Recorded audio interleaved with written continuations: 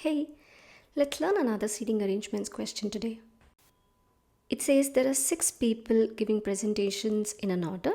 So let's take 6 blanks first. Now, of all the statements, he said Christopher is second person to deliver his presentation.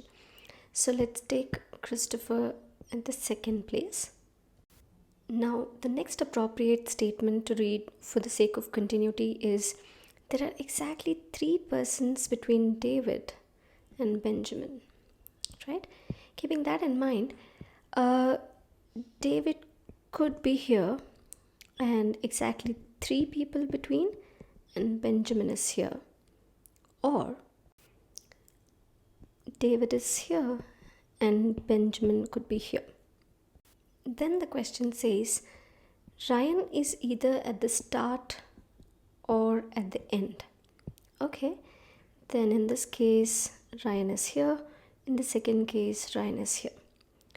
The last statement that we have is James delivers his presentation immediately after Joseph. So we need to have Joseph first, James next, or Joseph here, James here. Now let's solve the questions. How many different possible combinations of scheduling are possible? We got 2 possibilities, so option A is the correct answer. Who delivers the presentation immediately after David?